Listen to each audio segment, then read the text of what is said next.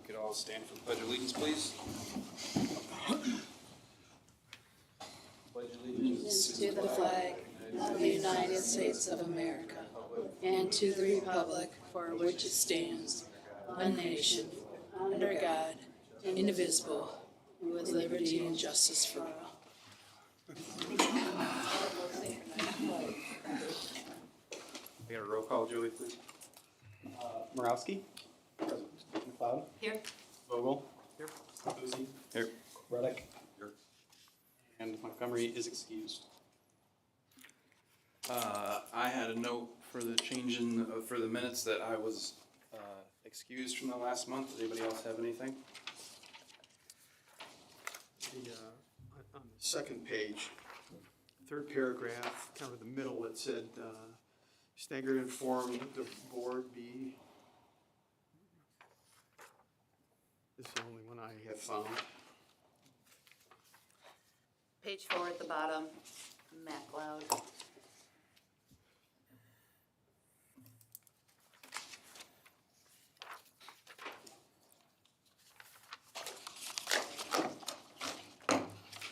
Any other changes or corrections?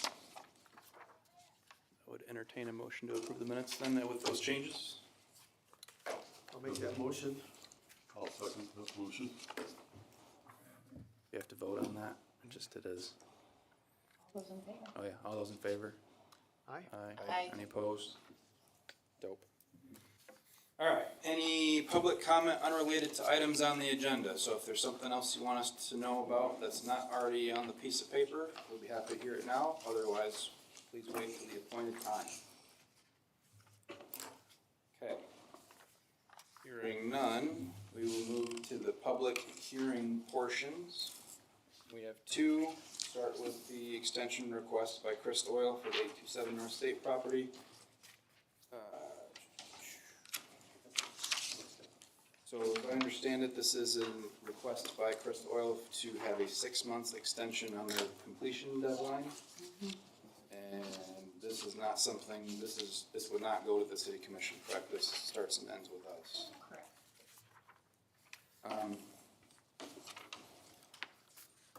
So at some point, we will open the hearing for public comment and then close at the conclusion of public participation. And then we'll enter fact finding. And at that point, we encourage no further public participation. If you do wish to say something during the public portion of the hearing, please stand up and give us your name and address and phone number. No, just address. Okay. And just ask that you be respectful of everybody's time. If you heard somebody say something that you wanted to say, just I agree with that person is good enough. But of course, everybody's welcome to say what they want to say. So, order we're gonna go, and bear with me, folks, because this is the second time I've run a meeting.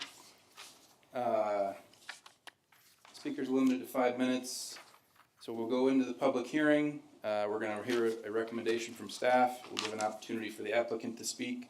We'll give an opportunity for those in favor, then those opposed. The staff will present any written materials received.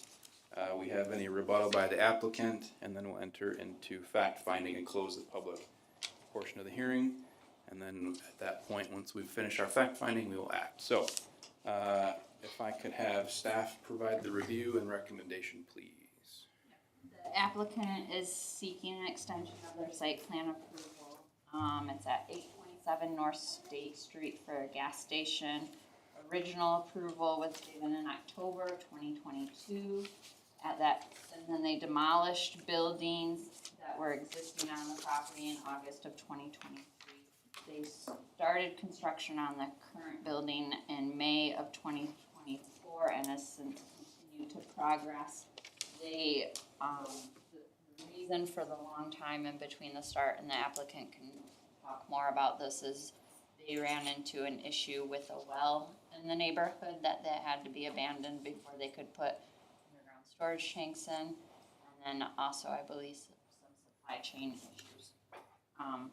Staff recommends approval of the extension request to give the petitioners an opportunity, or the applicant an opportunity, to finish up the project. And then, is there anybody from Crest Oil that wanted to present on the request? Sure. Yep, if please. Good evening, everyone. My name is Joe Quant. I'm an attorney with Kuhn Rogers in Traverse City, and we do a lot of work with Chris. We were involved in the original site plan review and approval a couple of years ago. As you may remember, after the site plan had been approved, we worked with your fire department to do a controlled burn, to do some training exercises.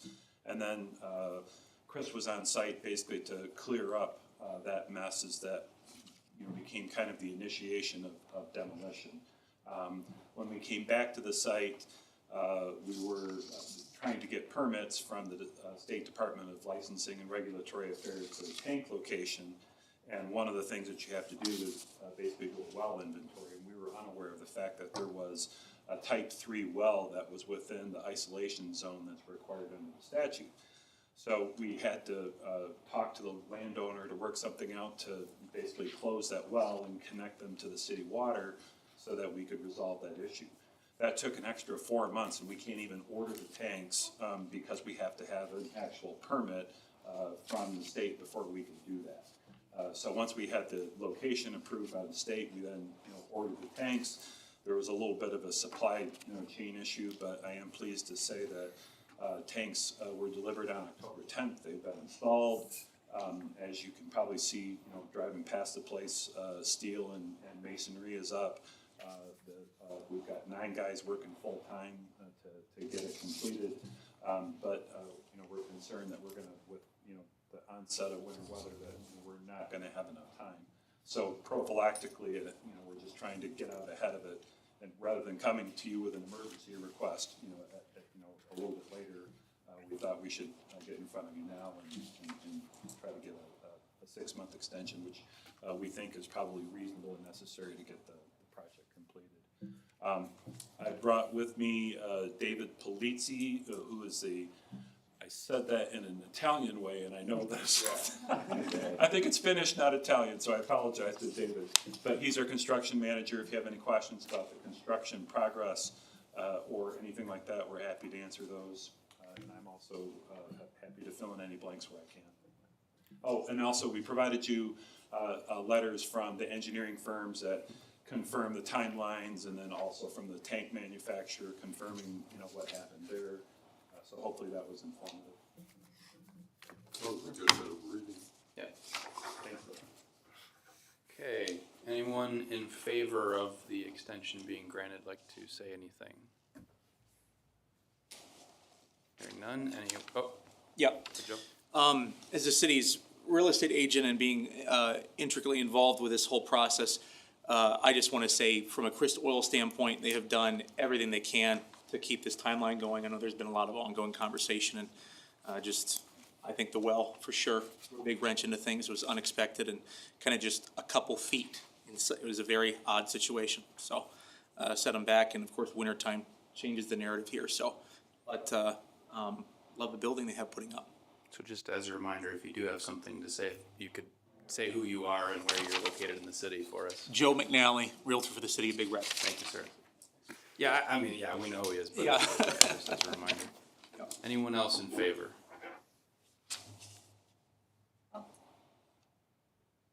Go ahead, ma'am. Yeah.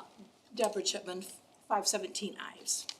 I'm in favor of letting them finish the building. Sure. It's better than letting it sit empty. Anyone else in favor? Yes, sir. I'm in favor. I live over on 120, West Waterloo Street. Kind of. Can we get your name? Hot shop down there, and I think that gas station I'll get it. on the end. I'm in favor of it.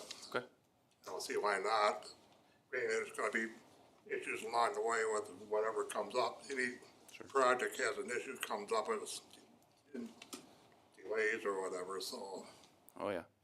And your name, sir? I'm sorry. Pardon? Your name, sir? Pat Anderson. Thank you. Anyone else in favor? Going once, going twice. Anyone opposed to granting the extension for the 6 months? Yes, ma'am. Borsler, 819 Marion Avenue. I am wondering when the fencing is gonna be put up. I'm sure that's something we can have them present on in their rebuttal portion. So yeah, Because that needs to be put up, and I'm concerned if they're not done in 6 months, are we gonna give them another 6 months? I have that question myself, and I plan on asking that when we go into fact finding. So yes, Okay, thank you. Anyone else opposed or have any other concerns? Okay, going once, going twice. If anyone from Chris would like to comment on anything that was said or any other information they feel is relevant. Sure. The fencing is gonna go up as soon as we have the site cleared in the back. One of the challenges that we ran into was relocating the power pole that is basically in significant disrepair. Consumers has to relocate that. I mean, you can see the red stake in the ground, it's like 20 feet away, but we can't mess with that. So until they have relocated that pole and we've been able to clear the back, then the fence will go up. It's a requirement in the site plan, we're fully aware of it, it will be done. As a matter of fact, I don't think we can get a C of O without it, so that'll be done. And the 6 months, we're trying to pick the most realistic, shortest time frame. We don't wanna be there under construction any longer than you want us under construction. But I didn't wanna come and ask for a year, and have people kind of roll their eyes and lose their minds over it, so we're trying to pick the most realistic time frame that we think we can get it done in, and David seemed very confident that it can be done within that 6 month addition. Okay. Thank you. Before I close the public portion of the hearing, did we receive any materials in writing, staff? I did not receive any materials. I received a phone call, and the person spoke here and voiced their concerns that they had. They also had concerns about what was going on at the Mount Pleasant, Christ Oil, and we're concerned that one's not completed, and I have no idea why. I tried to call the Mount Pleasant office, but was not able to get any phone calls back. Okay. Any comment on, sorry, I went out of order a little bit. Any comment on any issues they're having in Mount Pleasant at the moment or anything you're aware of? Yeah, I'm not aware of. Okay. Okay. There you go.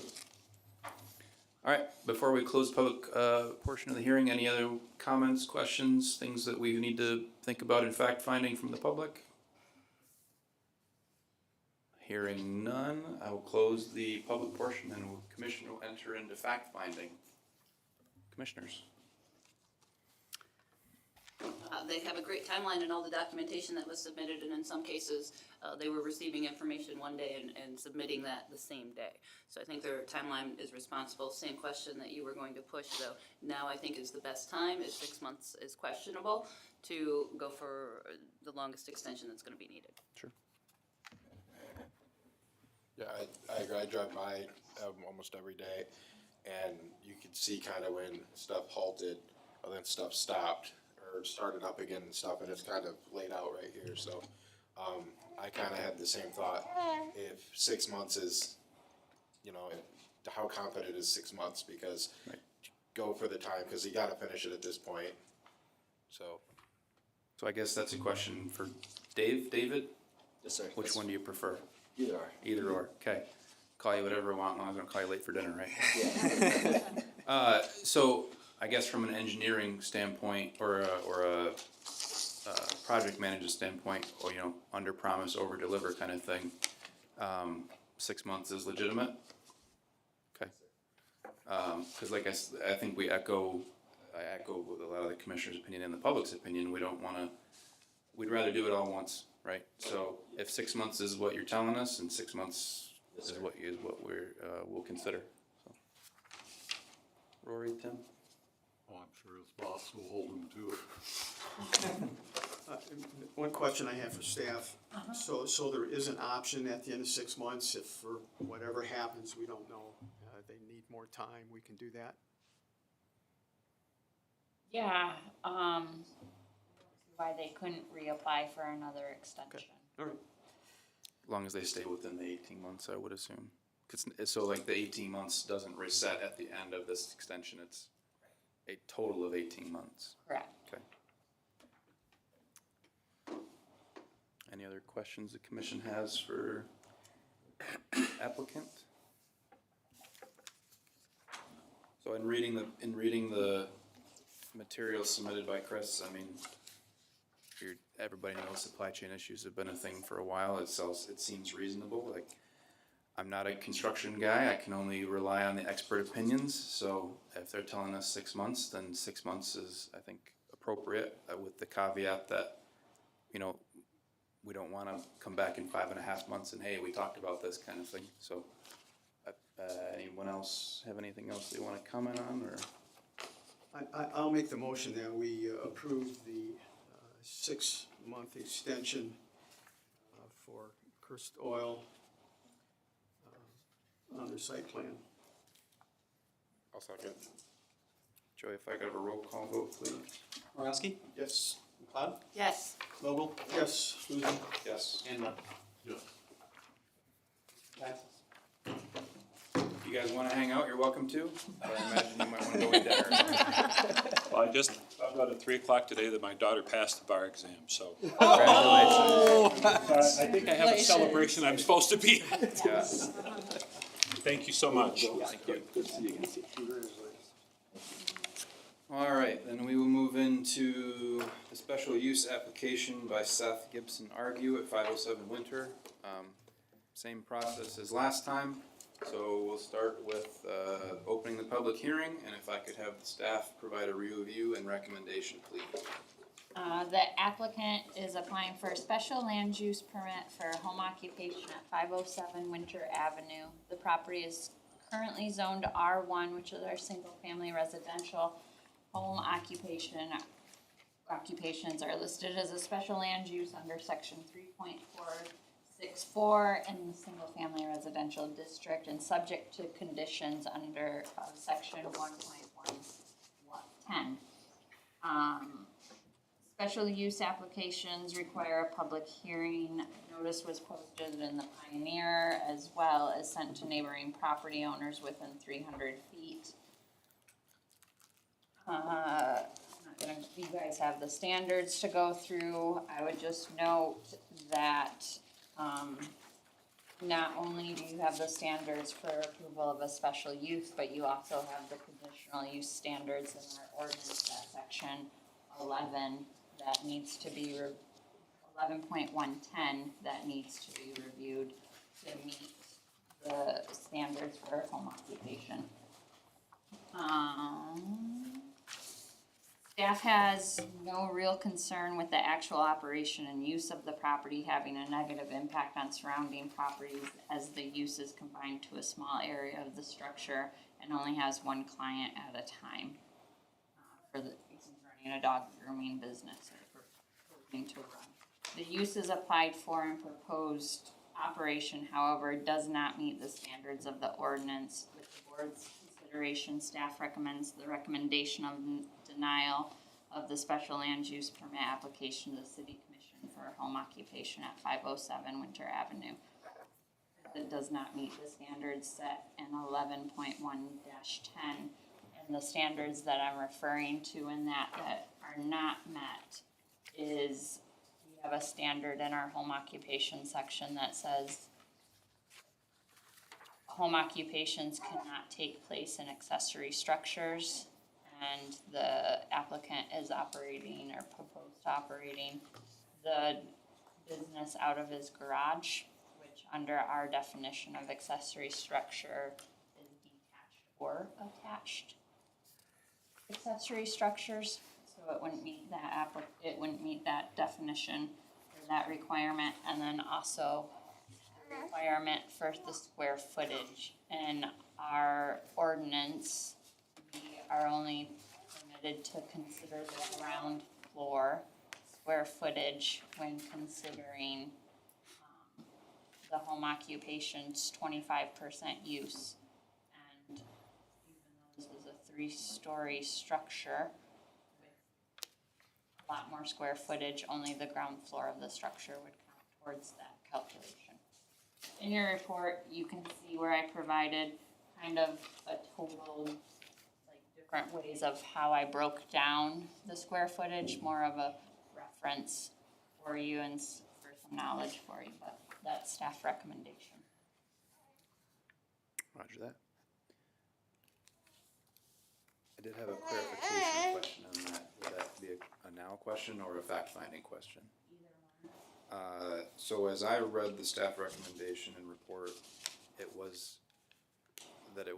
I interpreted it as it was unclear if an attached garage met the accessory building, but maybe I missed something. Well, I think how I worded it is that the board has the final interpretation. My interpretation is that accessory structures includes attached and detached Okay. in the definition. Just trying to find the one that was. Anyway, while we figure that out. Page 3. Yep, thank you. If I could move to the applicant making the presentation, please, and thank you. Seth, go ahead and step up here for us. Hello, my name is Seth Gibson-Argue. I'm applying for the special use application. I have a small one-on-one dog grooming business in my garage. I only do one client's household at a time. I never have more than 2 household dogs in there at a time, so it's very small. I usually only have 1 or 2 dogs in there at a time. My busiest day has been maybe 5 dogs, so it's not like I have people coming and going all day. I'm not trying to step on any toes. I'm just trying to support my family. I'm a young father. I have a 5-month-old daughter. I'm just trying to support my family. Again, I'm just trying to support my family. I'm not trying to step on any toes. I wasn't aware that I had to have a special application unit. I thought I had to just get the business license and I could start. And then I was notified that I had to, and then that's why I'm going through the process, trying to get that approved. And again, I'm not trying to step on any toes. I'm just trying to start a business and support my family. Sure. Did you receive anything regarding the staff report and recommendation outside of what was available to the public as published? I just got a note telling me when to get here, that's all. Okay. I had emailed it to him, but I didn't. Sure. Yeah, go ahead. You never got my email, so I'm not sure how it was emailed to you. Your email was on the application. Okay. I have a question. Who is Vertical Bridge? I wrote the wrong name. Oh, okay. The Vertical Bridge was the folks that wanted to put in the tower. Oh, Yeah. the tower, okay. I had the same question. I was like, I don't know if they're in the dog grooming business, but okay. I guess any comment to staff's concerns that you heard tonight? The garage is directly attached to my home, and I was wondering if the garage is too big, would I be allowed to move it to somewhere else in my home, or is there just no other option? I think it's more about the amount of square footage dedicated to the special use you're asking for as it relates to the square footage is calculated under our statute. Yeah, it's kind of it's a double one. So it is, being in the garage causes an issue for the accessory structure, and then because you only get to count the square footage of the ground floor, which is 936 square feet. Right. Your space in the garage is over the 25% of that square footage. So you have to do the math real quick, but I don't know if you could get the space that you needed. Are you dedicating the entire space of the garage to the use I saw in some of the pictures of washer and dryer? Is part of the garage being used as residential, or is the entire square footage of the garage being used? Most of the garage is being used for the dog grooming, but I do store, I do have my washer and dryer in there, I do store my bikes in there, I do store some, tools and stuff for, working around the house and things like that, and. So there is some square footage that's maintained as residence. Is that dedicated square footage? Does that have to be its own specific room? The ordinance doesn't specify if it has to be its own specific room.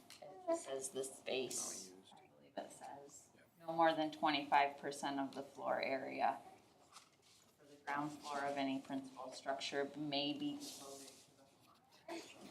It doesn't have any kind of specification on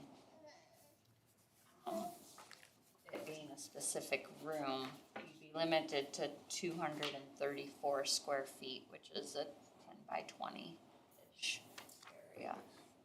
The 10 by 14 garage. So it's under. It's a single car garage, so it's a 10 by 14.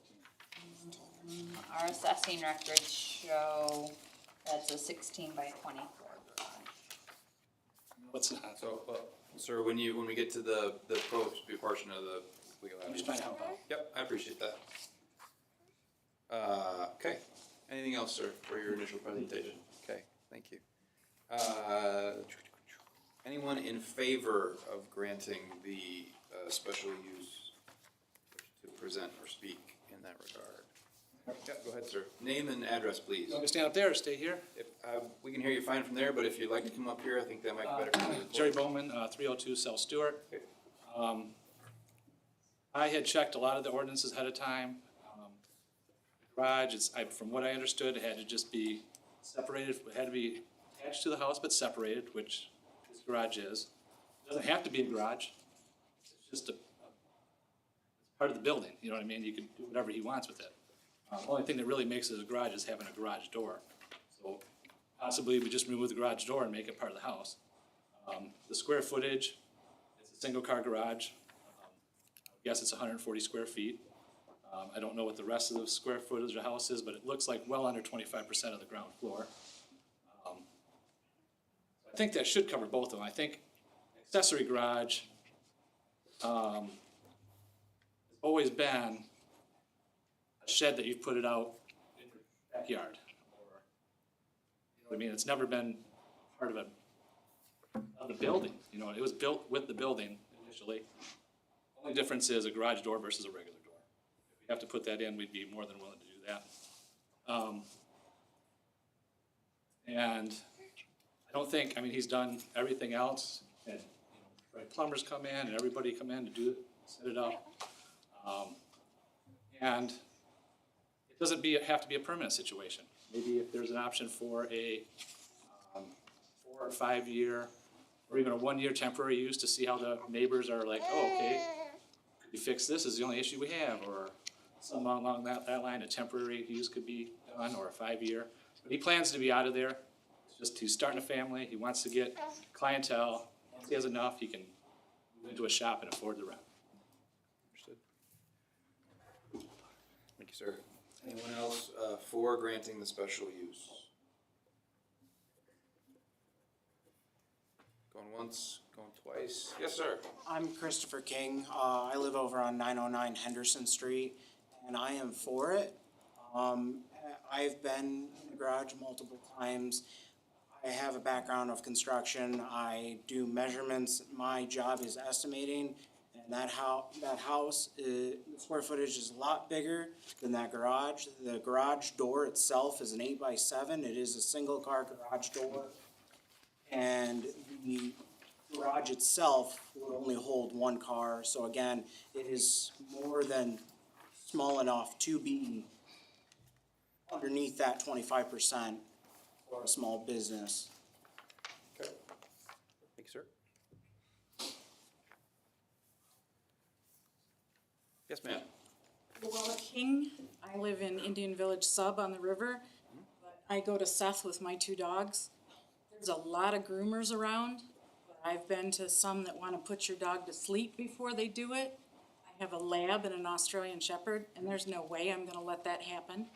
I did find a really good groomer out 131 North End, but she can't lift them because they're over 20 pounds. So it's hard to find a groomer that you trust. Sure. My son introduced me to Seth, and I don't think there's any reason why he shouldn't. I mean, if I was his neighbor, I wouldn't have a problem with it. I have neighbors that have dogs that are scary, and I haven't seen any issues with people bringing their dogs in. They're not even outside. They're on a lead, they go in, they come out to the car, and they leave. Okay. I'd like to see them get it. Roger that. Thank you, ma'am. Anyone else for the application? Going once, going twice. Anyone against the application? Yes, ma'am. Lisa Moore, 602 Oak Street. I want to speak for the people who live directly in the neighborhood. As a concerned citizen, I spoke last time I was here, that the R1 zoning, that's what the district is with no businesses. I'm going to give my thoughts on why we don't want a business in an R1 zoning district. First, I'd like to go back to discuss the history of the adult foster home down the street, located at 521 Winters Avenue. I'm not sure how it was passed. I think before we moved in, we've been there like 4 years. It's an R1 zone neighborhood. What I do know is that since the house has been abandoned, the inside has been changed from a single-family home and cut and gutted so that it held probably 5 or 6 different people in that home at one time, that it can't be sold. It's been on, as this December, it will have been on the market 1 year. So it's obvious the house has been difficult to sell from the inside changes. So my concern is obviously in a residential neighborhood, putting another business there. So that, after talking with a realtor in town about having a business next door to us, because that's where it's located, that our house, other houses in the neighborhood could have decreased prospect in selling because many homeowners will not want to buy your home if you have a dog grooming business next door to you or any kind of business. There are safety concerns also about illegal parking on Winter Avenue. So they've been parking a car in front of their home, and that's the east side of Winter, and there's no parking all the way down the street. And I've got pictures, illustrated pictures if you want them, that I took a picture of the car parked in front of the home for an extended period of time. I spoke to Heather Butts about it. She was her neighbor before they bought it and said, yeah, that's illegal to park on that side of the street. So they've been parking a car there for a while. And that can be a safety concern for emergency vehicles coming down the street. One more concern about the dog grooming business. Many of these types of businesses become a boarding business in the future. I'm not saying that they'll do this, but that is a concern going down the road, and we're right next door. Sure. Well, I'm just asking the board to not allow this business in our neighborhood, and thank you very much for your time. Thank you, ma'am.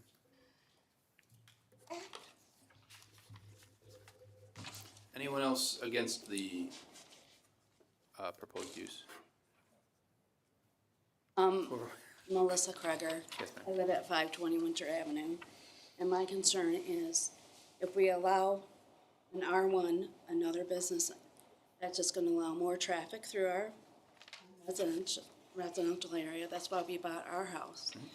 And boarding will lead, grooming will lead to boarding. And so then now you'll have dogs barking on the hours of the day. I would just like to have my residents be peaceful like it was. My other concern is, like I said, if we allow one business, we'll allow another business, and it's an R1. Thank you So- for your time. Thank you, ma'am. I guess I want to clarify, the statute or the ordinances we're talking about for businesses being allowed are the R1 ordinances, correct? Yes. It's residential. Yeah. Right, but I'm asking staff, I'm sorry. So it's a home occupation. Yeah, I'm sorry, a home occupation, so, The home occupation allows for business operations in residential districts if they can meet certain if they meet the criteria criteria. and get special use from the. Right. I want to double check because I know that's always been a concern with the R1 and, you know, rightfully so, nobody wants to have McDonald's in the middle of their R1 district. But I think that's not what we're talking about. But I understand the concerns. So, anyone else against the proposed use? Or request for special use? Yes, sir. All 5 on my Mikasa.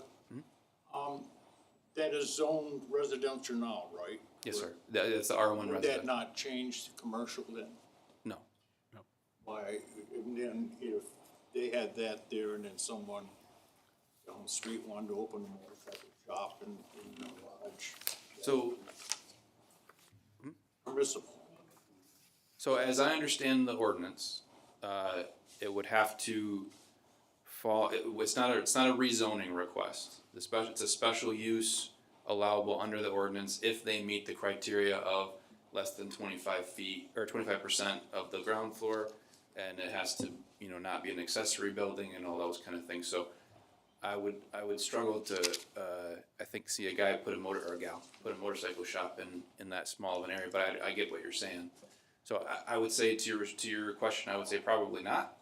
And once they vacate the property, if they vacate the property, then that special use goes away, does it not? It's attached to the property. Special uses are attached for the property. To the property, It okay, would strictly be for that use. operation, Okay. for the same square footage, for Right. the same use. Okay, clear.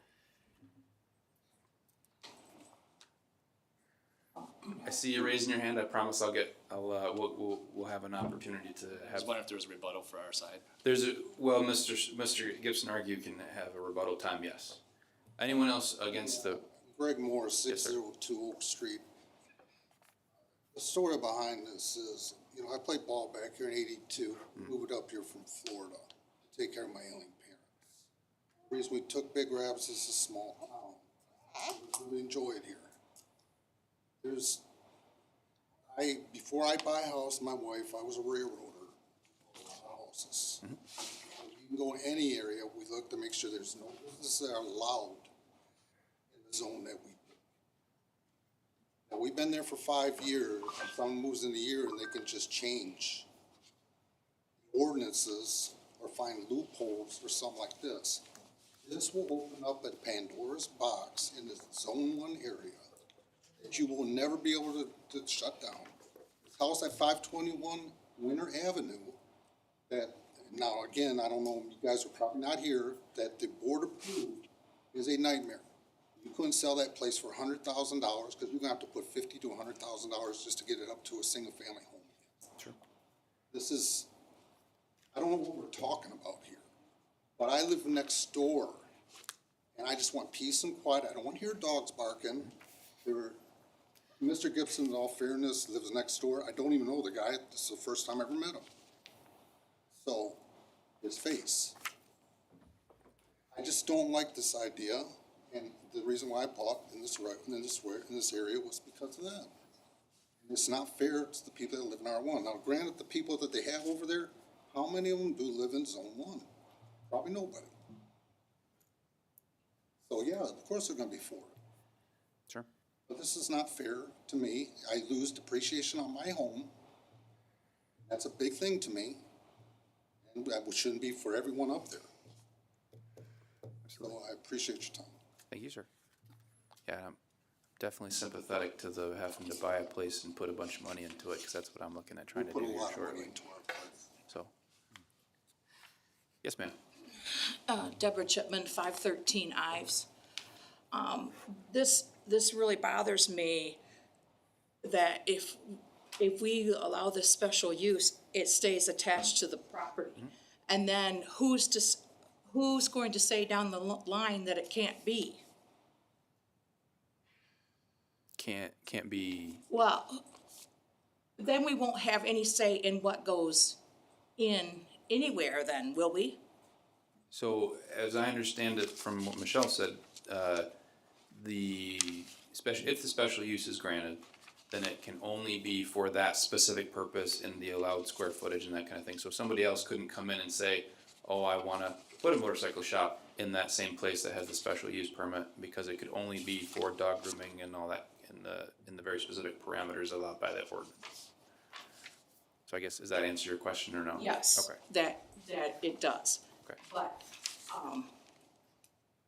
we don't need any more traffic over there. Sure. There's enough with Ferris.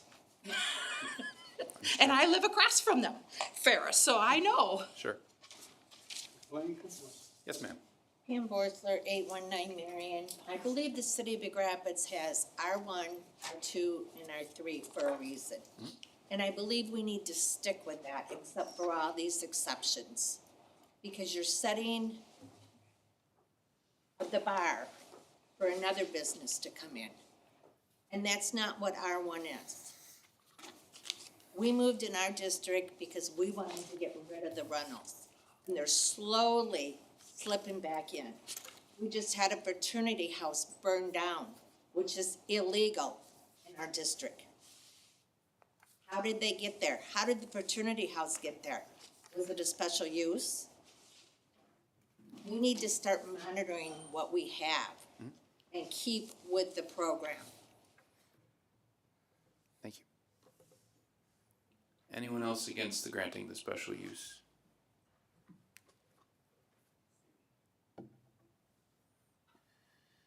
Going once, going twice. If I could have any written materials received by staff, please, or contact from staff. Staff did not receive any written materials. Staff did receive phone calls and have conversations with members of the public that are here tonight. Conversations I had have been voiced. Okay. All right, so rebuttal from Seth, please and thank you. I have no plans on doing a kennel license. That's just, I have a small child, I have multiple dogs of my own. That's just way too much of a hassle. It's not something I'm looking forward to. And also, like I said, or he stated before, I have no plans of being there more than, my max, I want to be in there 3 years. And I don't even want to be in there that long. I just want to get a clientele that'll allow me to pay rent for a facility in town. Also, they're worried about the foster care home. I think that's really irrelevant. A failed something going on has nothing to do with my business. Also, I've not changed the interior of my home like they're talking about. I've only ran water line. That's it. That wouldn't really change the resale value of my home. You pulled my tub out. Nothing in my home has changed. Nothing at all in the home has changed. And again, I have no plans of a kennel license. That's just too much of a hassle. There's a lot going on there. There's no need for that. People don't really respect you when it comes to the kennel license thing. They end up leaving their dogs way longer, or things like that. And the noise thing, again, I've only ever had 1 or 2 dogs in there at a time. There's never a lot of noise. Their dogs end up actually barking a lot, cost our fence a lot, which causes a problem. But, we try to keep things as quiet and civil as possible. I'm very good with keeping the dogs quiet. There's never a lot of noise going on in there. Like I said, I have a 5-month-old, so I really got to keep the noise low anyway. But there's nothing else for me to say about this whole subject. Okay. All right. Can I rebuttal that? I guess Is that fine? is that? It's up to the board. So I'll say yes. Go ahead. I mean, my character was shot at here, so I'm also rebuttal. Well, First of all, yeah, our dog barks like any other dogs, but at least I don't have 4 dogs and 2 cats that are always in my garage. But if there's something specific to the furnace is something that Prescott was putting in the garage. Okay. And that's a big change. Okay. Big stack sticking out of the back of it. Fair enough. Which you already have pictures of that, I believe. Yep, we do. Okay. Sorry if I speak again. Hold on. So I get that everybody wants to speak their piece, but we have sections for a reason, ma'am. I know you came in late, so I'll give you an opportunity to speak if you want to. May I speak in favor of it, or is it too late? Yeah, like I said, you came in late, so I appreciate we don't have a timeline of when things start and stop, so go ahead. I appreciate that. I can have your name and address, please. Kate Monroe, 13291 Woodland Court, Big Rapids. Okay. So I'd like to talk about the merits of having this business in the community. Okay. I have a groomer that I have to make appointments for an entire year. There are groomers that are harsh with their animals, that animals are trembling when they go there. Seth is an extremely kind person. You can tell that he's soft-spoken. I'm sure he's a good neighbor. It's gonna be a good business in his home. Where he currently works is also in a home. You could walk by there all day long and you'd never hear that there are dogs inside that house. It's in a residential area right now. And everybody has barking dogs that they own outside. That's not a slam at anybody. My neighbors have dogs, my dogs are outside barking, like dogs bark. But he's not having a business where there's 20 dogs and they're barking that's gonna cause the neighbors to hear all this chaos. It's not like that. One person comes at a time, they get groomed, they get their toenails clipped.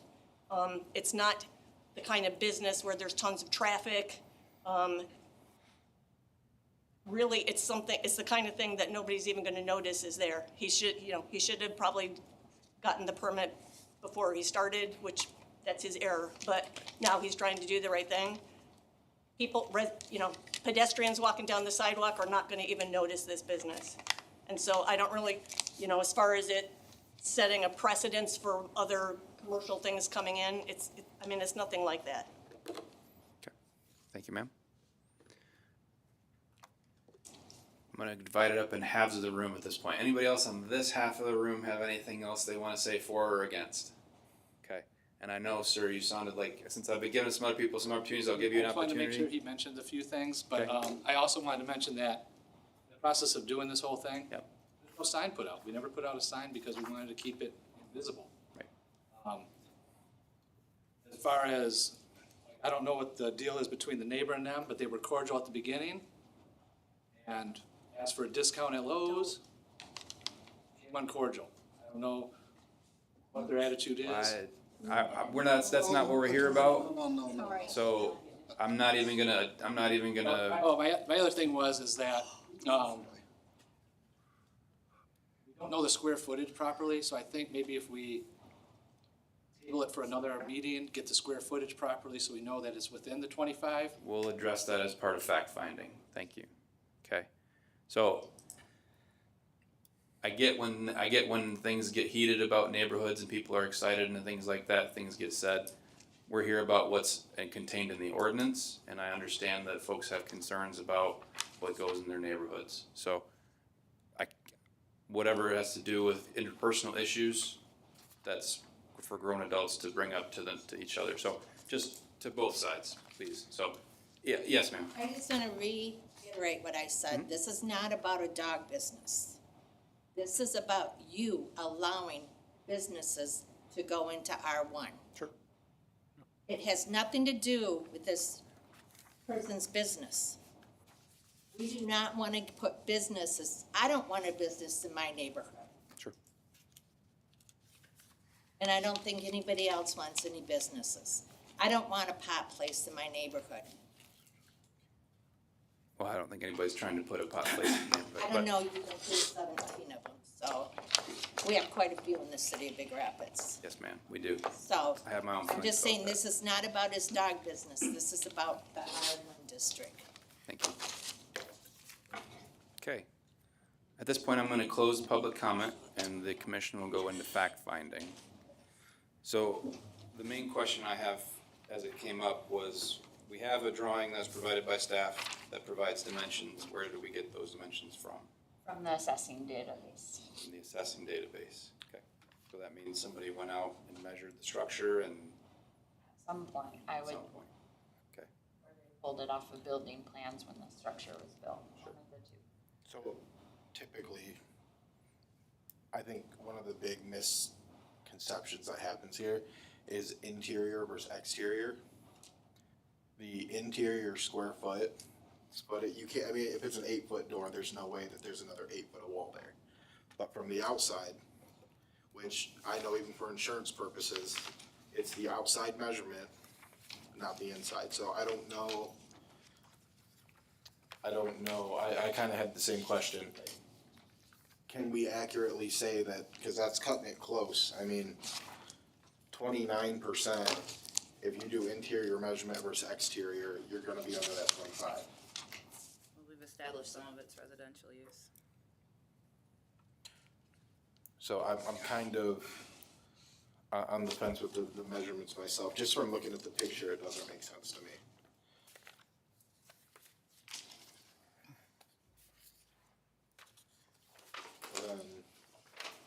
I kind of had another, so the other part of it being an accessory building, which I thought would be a detached structure, not an attached structure.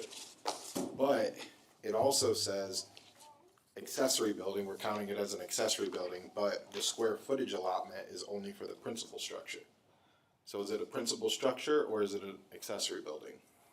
As I understand this, the ordinance, it's not allowed to be in any kind of accessory structure. So if there was an accessory structure, you can't put anything in there.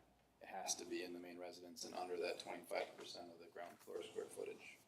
I think we have to decide if attached garage is an accessory structure, which we've had in this room. If we start saying attached garages are accessory dwelling units, we're gonna have everyone from an R1 district in here, as we did several months ago when we were talking about that.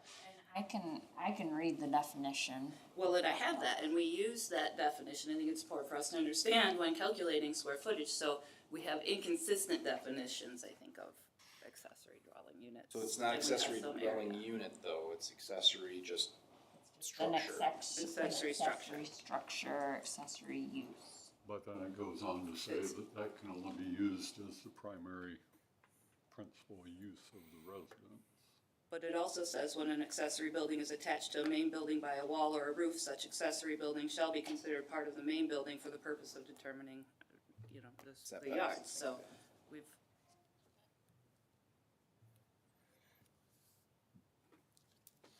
Yes and no, because they state that for the yards because of Setbacks. the setbacks and the square footage required of the property and green space and all that happy stuff. I don't read it that way. I read it that garage then becomes part of the main structure and it can only be used for the primary principal use of the residence, which is R1. Right there in 2.2, number 2, any use customarily incidental to the main use of this premises, which is R1. which would meet what they were requesting then to use part of the primary residence for a home Yes. occupation. And then it goes on to say back here, where's this?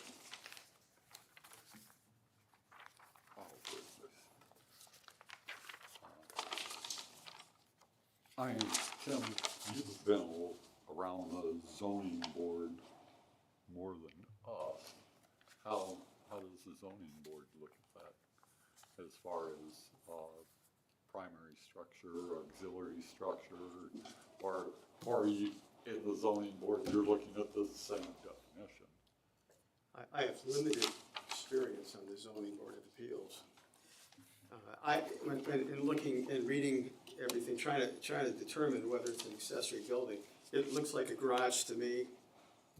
They're using a garage as, wanting to use a garage as a business. I don't think the ordinance allows that. From what I can see, from my point of view.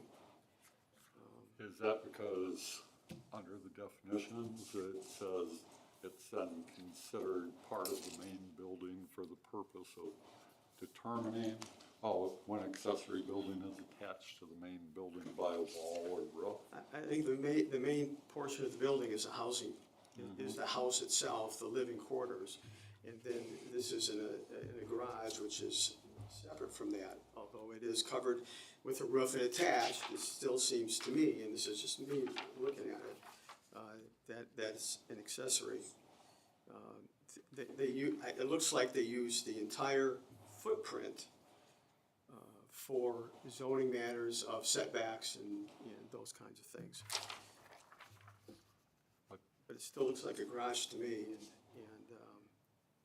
I mean, if they put it in the basement, I mean, that's the issue. I guess they could put it in the basement. And I'm not, and within the 25%, we would have a harder time with that one. I mean, I think that one, we'd have to look at that if that was a situation, but I think it's an accessory building. That's what it looks like to me. As it's spelled out in the ordinance where it says private garage, it's a private garage, to me, that makes it an accessory building.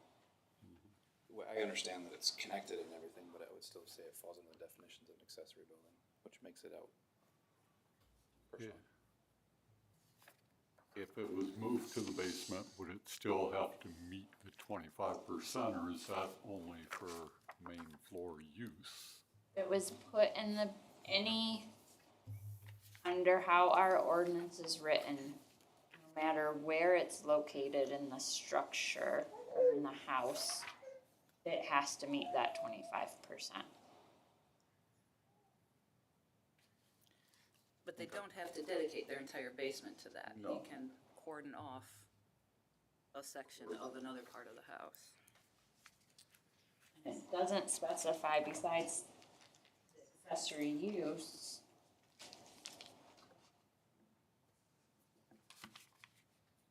The ordinance doesn't specify that it has to be on the ground floor. It just specifies that when you're doing your calculations, you only get to use the ground floor. The footprint is what you calculate off of.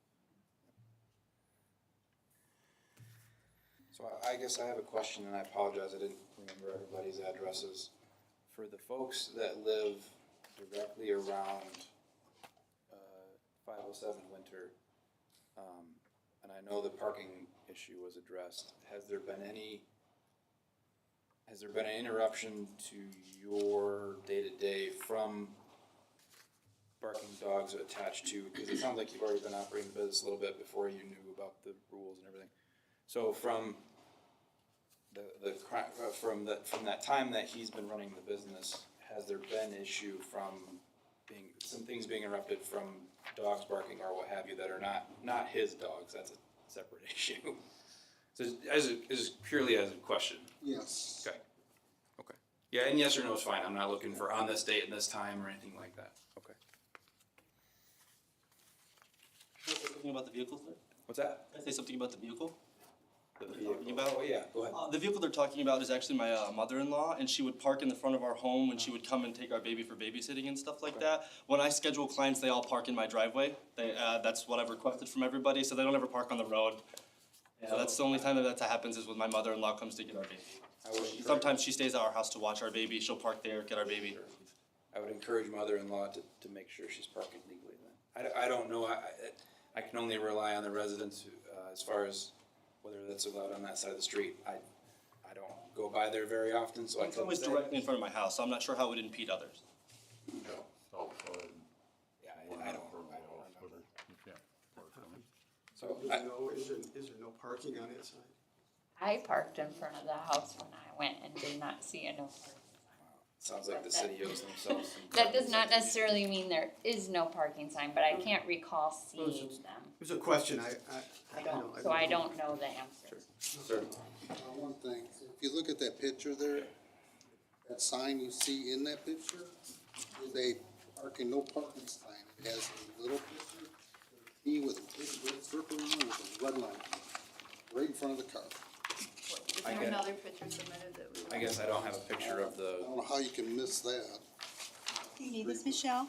Yeah, that shot right there, I'm sorry, we can give it to you. Oh, yeah, if you have things the board. As I Give you copies As I of it. said in my talk, I spoke to Heather Butts, who's a police officer in town, and she said there's no parking on that side of the street. yeah. I have and more copies. I know Heather, I can only assume she knows what she's Okay. talking about. I have a lot of faith in her. I know, and tell me what you like. I just need one for the record. Michelle or They have. Joey, could you remind us the year of revision of this current zoning code? The year of Yeah, revision, when- I mean, I'm catching you on the spot, but I didn't know if you yeah, had. we made revisions to the zoning code last year. So every time you make a revision, technically, it's an update. The original code, if is that what you mean, like when? 3.4 is really what I'm specifically interested in. Usually my ordinance, the ordinance. R1? Yes, the allowable businesses in the R1 district.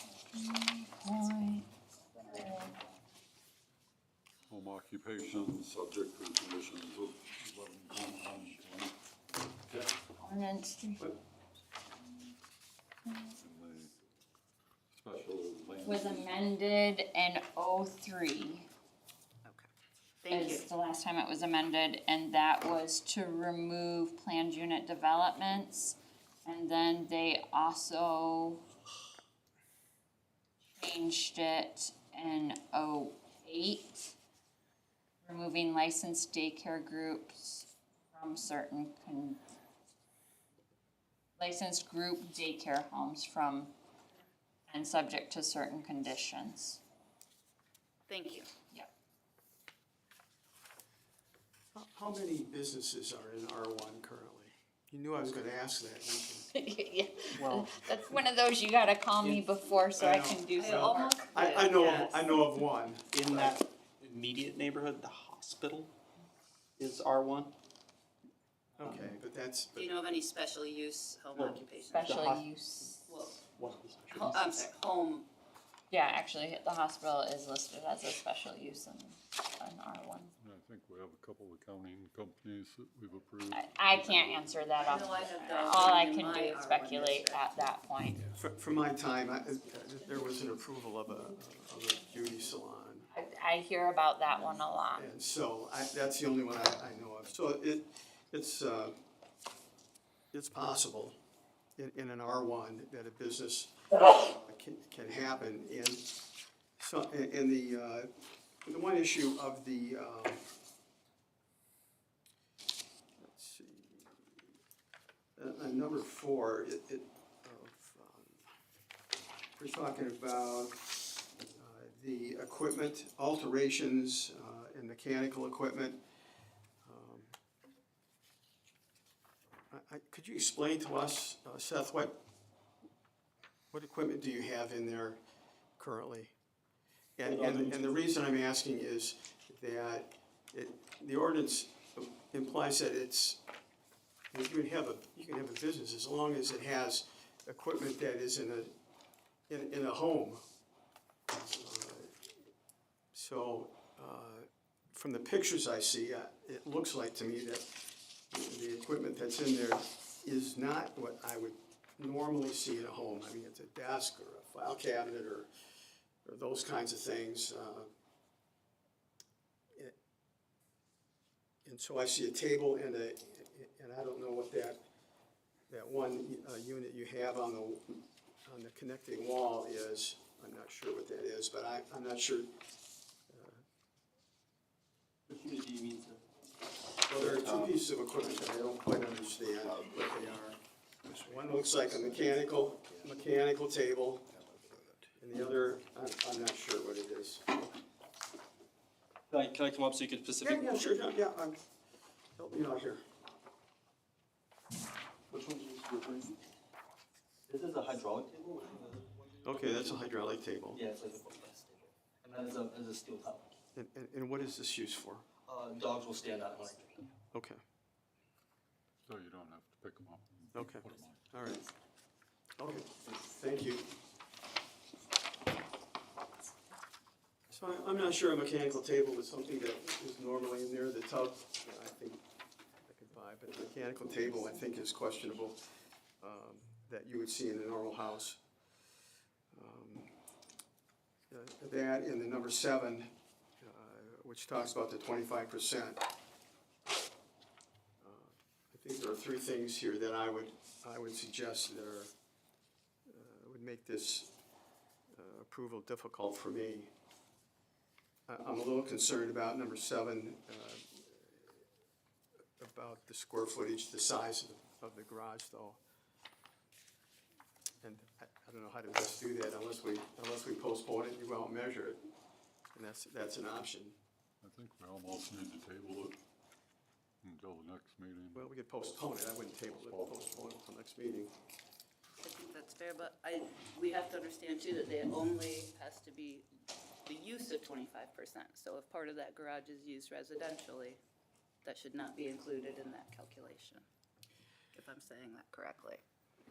Well, and I guess we have to decide whether it's an accessory building. That's number 1, and number 2, if my assertion that the mechanical equipment is not a house or a normal household thing. If everybody thinks that I'm not talking, has a different opinion on it, then let's talk about it.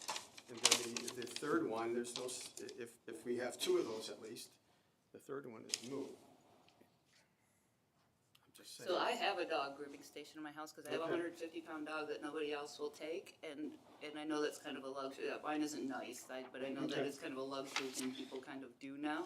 Mine is not luxury, mine is necessity, because do you take 150-pound dogs? I do, ma'am. Okay. So now someone in town will do it, but that's generally hard to find.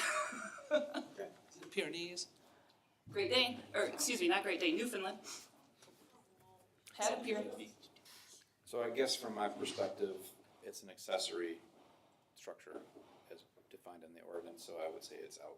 That's my personal opinion. I don't know how the rest of the commission feels. Building directly opens into my home. And I get that, and there's often in my day-to-day, I work in legal field, so I understand that often the law does not necessarily jive with what we see directly, so like, yeah, you might look at the house and go, it's all one piece, but as our ordinance is written, that makes it an accessory structure.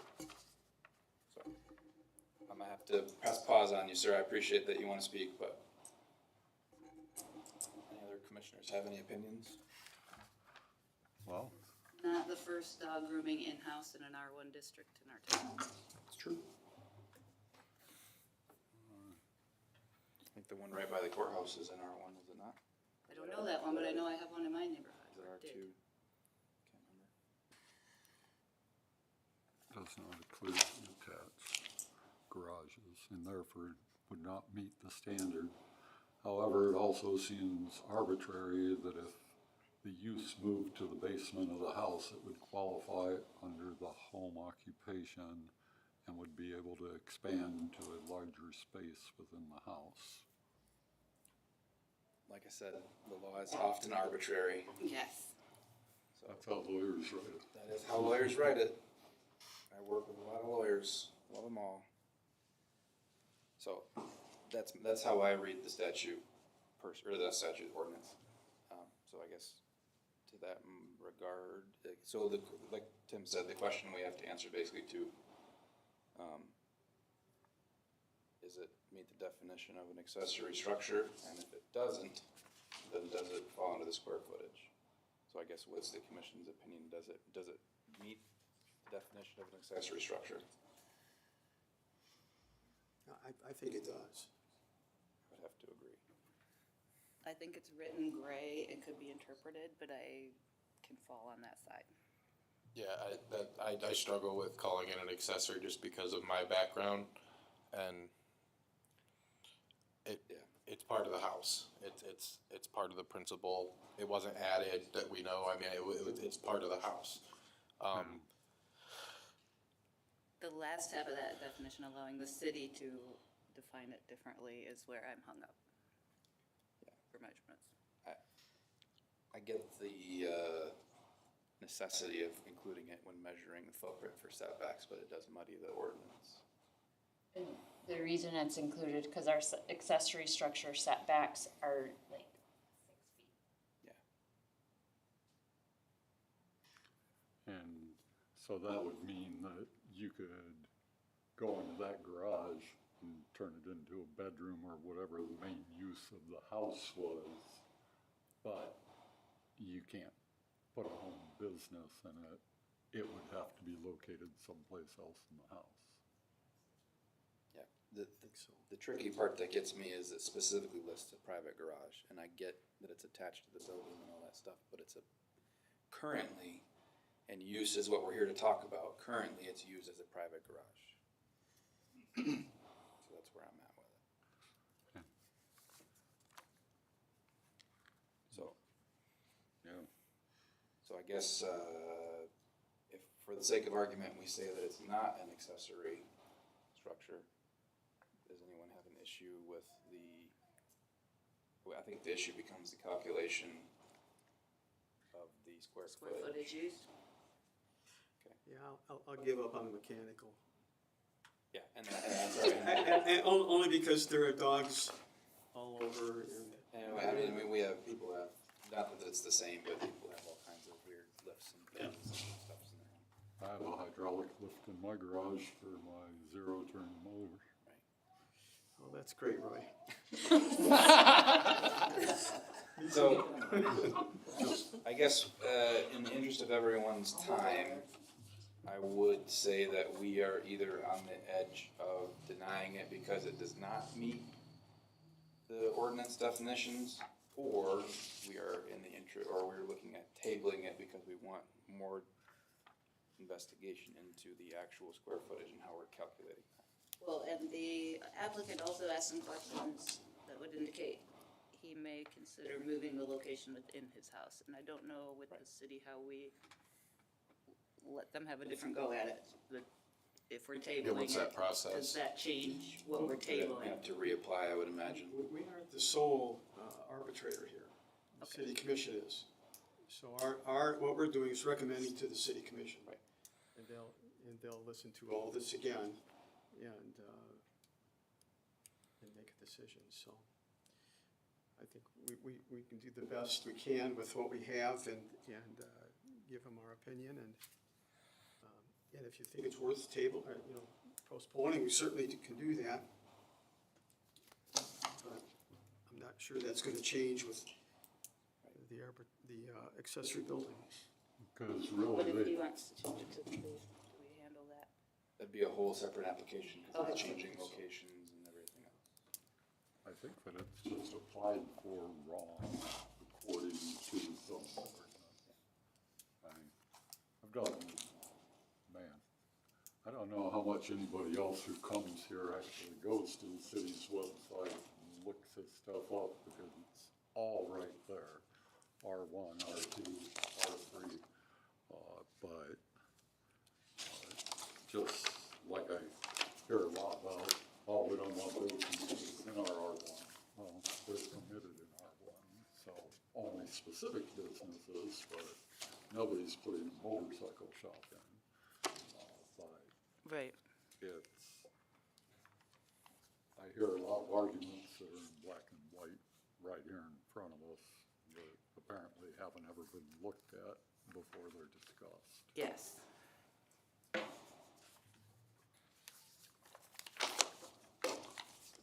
So given all that, I think we have to be, well, so and to Tim's point, we are making a recommendation to the city commission whether or not this should be granted. So we're not approving or denying anything, we're recommending. So I would, I guess at this point, I would like to entertain a motion to either recommend or table. Recommend one way or the other, table, unless there's a bunch more questions. Postpone, sorry. if we postpone it, because this application's already a done deal, right? I mean, you can't change the application halfway through. It would have to be a new application to put it someplace else in the house. I'm trying to read that right now, Rory. And I was looking for it, and I just couldn't find it on the website. Before we were to postpone, could we ask the applicant if he would need to revise his application anyways? Because then it doesn't make a lot of sense to postpone. Like what conditions? Well, There it is. I think we should move forward. Well, I'm just thinking for myself, I mean, I think we I should. don't think he can change it on the fly. Yeah, I wouldn't think you could change it on the fly. So I could- Because it gets to the city commission, who knows what will happen. Then that's generally best practices. not Just changing say on the no fly. and let him come back with a new one.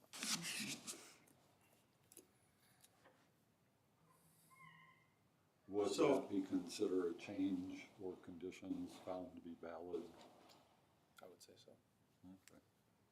If they're changing the location in the floodplain, I would say that changes the substantive properties of the application. I got questions, maybe that'll help, I don't know.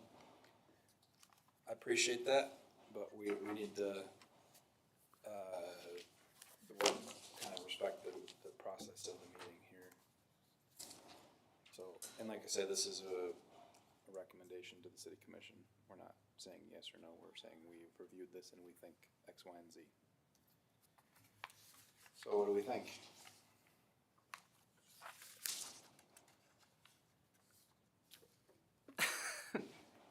Well, I think we could certainly vote. Toughy. I don't think we'll be unanimous. So, okay. They don't have to be unanimous. We don't have to be. We don't have to be unanimous. I'll move, let's see, I move to deny the special use permit. Recommend denial.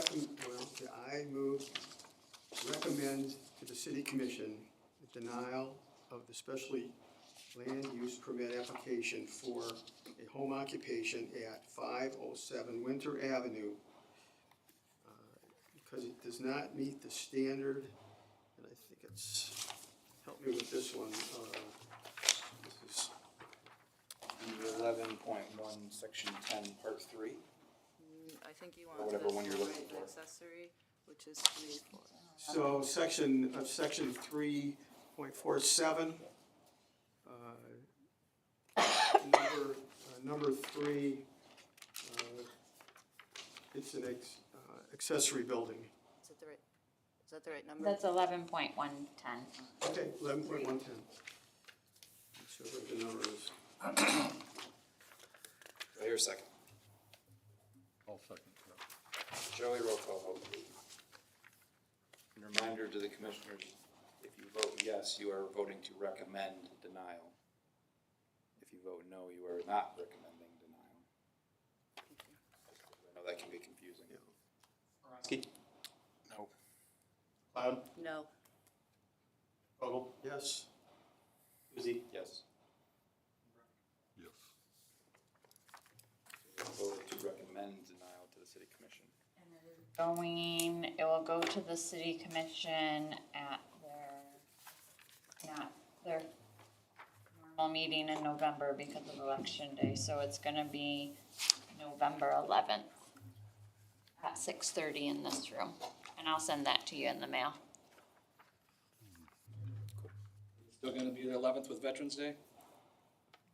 I think it will be, but I'll double check. I think it will be. Cause we're open Veterans Day. Yes. City is. The city's open Veterans Day, so. I'll look at their calendar online right now. So we have a few things left on the agenda. If folks want to stick around, you're welcome to.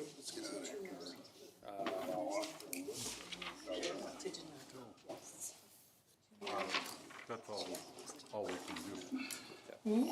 There is a meeting on the 11th, so it will be November 11th. Thank you for your time, thank you. City Commission. Appreciate it.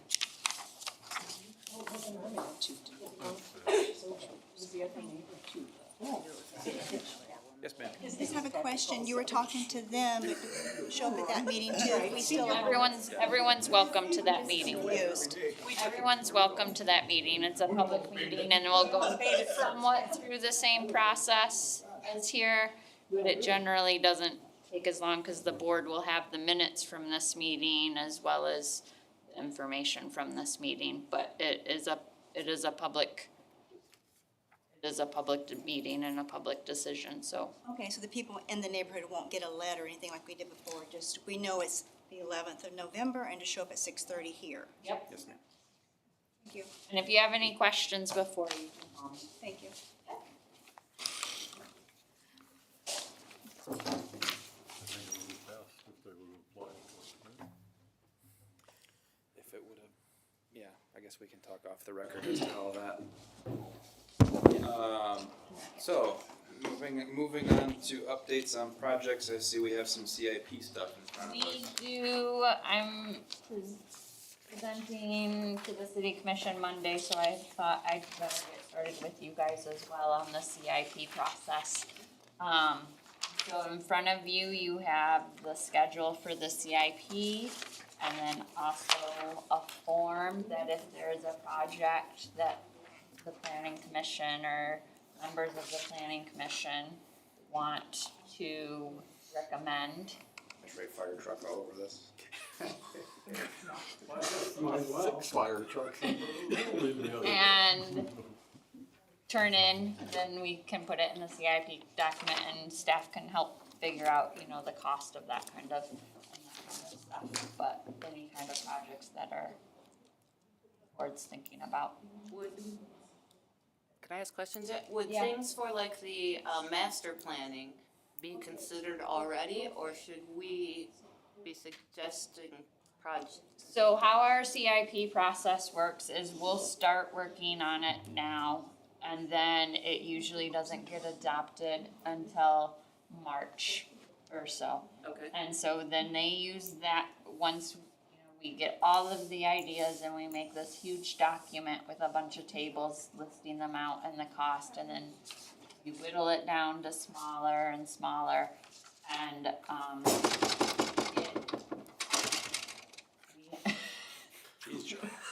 we end up with a, list of projects for the year.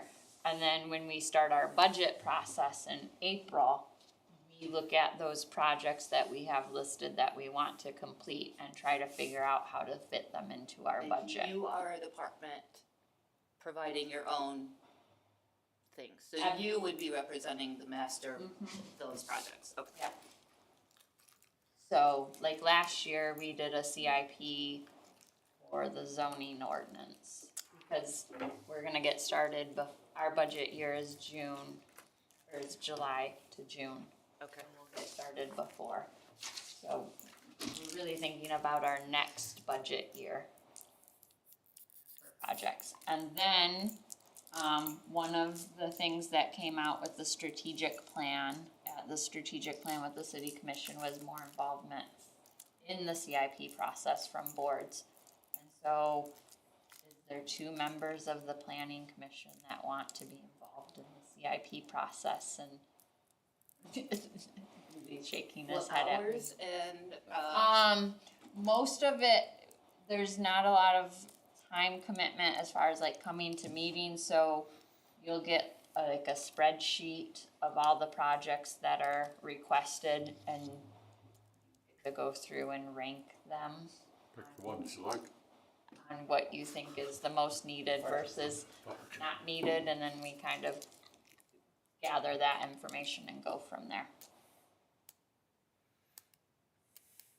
Roger that. Huh? Roger that. Anybody wanna volunteer? is anybody going to? I heard you were really good with spreadsheets. I don't have time, unfortunately. I get the spreadsheets all prepared, so you just are going through and entering. Are we talking 500 spreadsheets, or are we talking? I don't know how many projects we had last year, but it was well over 100. You don't have to. The planning commission does not, it's not something you have to do if you don't have an interest, but one of the things that was requested is that we have it be more of an involved process, so. So this isn't a group meeting sitting around with 3 or 4 This is a you other send us people. something, we respond. Yeah. Fine. One fine. One. Resounding yes. I'll apologize to my wife now. I'm happy to do it. I've done it many times. I don't know if that's good or bad. But what I'm saying is, this comes from the plan commission, right? This is a plan commission document. CIP So- is part of the, you know. Yeah, it's quasi plan commission. Right, yeah, so it's important that there are some people there, and if anybody else wants to do it, I was happy to back off, but I have the time, I'm happy to do it, but it is a good experience to go through. You're really selling it. It's a good experience, it really is. You learn a lot about the city operations by. Well, as Rory pointed out, Tim is our most experienced, so we should send him, right? Thanks, Roy, again. Well, I was thinking, I wouldn't mind sitting down with you and going through it. I would totally do and- that. And see the process once and. And we can do it at a meeting if you want to do that and have the whole board. I mean, it's gonna be like a 2 to 3 hour meeting to do that. It's not, What day is that?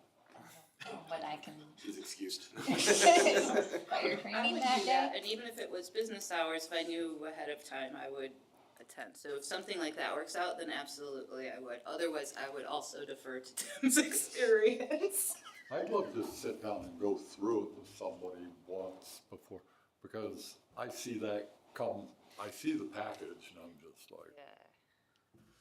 Well, It's very it's a lot of work for city staff, it takes a lot of time, and it's worth a review from the plan commission, because they have to, I think, approve it, right?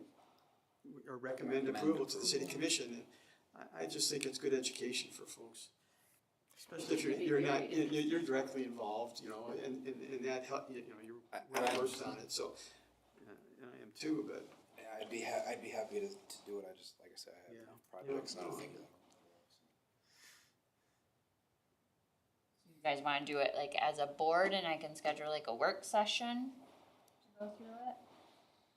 That way, or do you, Well, we can have more than two, right? or you can have more than two, yeah. How about like on a meeting night?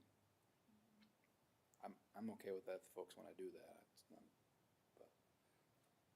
I'd be okay with that. Yeah, maybe if we don't even have, one Yeah. of these months that we have nothing, Yeah, I can do it on like as like a work session for you guys. Okay. I think that would be helpful. I think that'd be great. Yeah, it would prepare some of us to be more active next year in that process. Any unscheduled business from the commissioners? Oh, we're still going. I got something.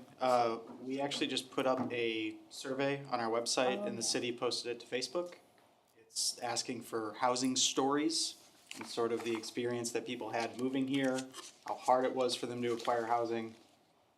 Or Yeah, easy, or easy. Or easy, yeah, right. It was easy for me to acquire. That would be important too, cause like, if you look back and it was way easier, you know, when you moved to Big Rapids and now it's not so easy, that's important too, to, you know, point that out.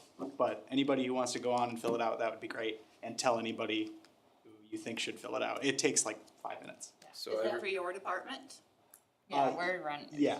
PR is doing it for us, but Sort of a we're, spontaneous, thrown together thing. yeah. Just fact finding what's Yeah, going on Try- out there. I try did to it get some today. It was information. like 6 questions and then like an open field where you can kind of free type your story.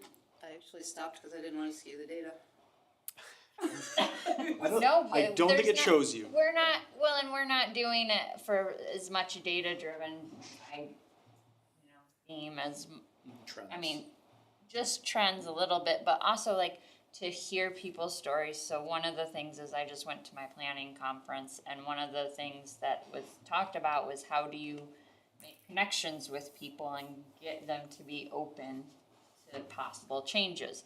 And the only way you do that is by telling stories. And so if we can get some stories of these people who are having housing issues, and we can have, get all of these stories in, and we as staff can comb through them and maybe come up with a way to bring these people together, either through an open discussion, grab some of them and have like 7 people around, and then they tell their stories and they're like, oh, well, I didn't realize, because I haven't bought a house for 20 years, what's, what the reality is, or what the issues are or concerns are. Then maybe we can start bridging some of these concerns that people have. Gotta try something. Throw it at the wall and see what sticks. So everybody out in YouTube land, please go visit the city website. 2 viewers, I think one's me. Heck yeah. I saw it on there today when I was looking up Where are they? ordinances, but. Is it over there? No, they're back here. Well, I think it's terrific that you're doing that. I think whatever you can do, to enlighten everyone the status of housing. But the status of housing is so different with each community. And I always get a little concerned about, how we look at Big Rapids versus Grand Rapids or Ann Arbor, but the focus is clearly housing in the state of Michigan. So whatever you can do, I think, would be helpful. Thanks for doing it. I think that's why we're trying to get stories, because that would be all local. We only want Big Rapids stories. And I think you're right, it is different. Every housing market is a little bit different. This has been kind of a national issue. Yes. Where everybody's now acting on it, maybe in different ways, but certain places are behind the curve. And I think we might be one of those. There's some opportunity in Big Rapids to make some changes, but I say but. I don't wanna see that, you know, we'll talk through that eventually, but. Okay, any other unscheduled business? Minutes. Oh, hey, look at that, 8 o'clock as of right now. Meeting's closed. Recorder off. Are we off there? Hold on. I wonder what they're gonna talk about. We stand up. You can stand up. Planning commission after hours. Yeah.